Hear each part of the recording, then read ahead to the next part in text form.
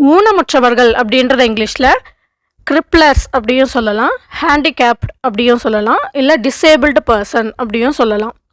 So யூஷுவலாக ஊனம் இல்லை முடமானது அப்படின்றத இங்கிலீஷில் கிரிப்பிள் அப்படின்னு சொல்லுவோம். ஸோ ஊனம் அப்படின்றத கிரிப்பிள்னு சொல்லுவோம். ஒரு பர்சனை பற்றி சொல்கிறோம் அப்படின்னா அதை வந்து ஊனமுற்றவர்கள் அப்படின்றத கிரிப்லர்ஸ் அப்படியும் சொல்லுவோம். ஸோ இப்போ அருகில் இல்லை பக்கத்தில், உனக்கு அருகில் இருக்குது இல்லை உனக்கு பக்கத்தில் இருக்குது அப்படின்னு சொல்லுவோம் இல்லையா, அதை பிசைட் ஆஃப் யூ அப்படின்னு சொல்லுவோம், இல்லை பிசைட் ஆஃப் தட் அப்படியும் சொல்லலாம். ஸோ நியர்பை அப்படின்னாலும், பிசைட் அப்படின்னாலும், இல்லை அணை அப்படின்னாலும் அருகில் பக்கத்தில் அப்படின்னு தான் அர்த்தம். அது தவிர அப்படின்னு சொல்லுவோம் இல்லையா, அதை வந்து பிசைட் ஆஃப் தட் அப்படியும் சொல்லலாம், இல்லை அப்பார்ட் ஃப்ரம் தட் அப்படியும் சொல்லலாம். இப்போ இரட்டைப்படை எண்கள் அப்படின்னு சொல்லுவோம் இல்லையா, அதை நம்ம ஈவன் நம்பர்ஸ் அப்படின்னு சொல்லுவோம். ஸோ இரட்டைப்படை அப்படின்னா அதை ஈவன் நம்பர்ஸ்னு சொல்லுவோம். ஒற்றைப்படை அப்படின்னா அதை ஆட் நம்பர்ஸ் அப்படின்னு சொல்லுவோம்.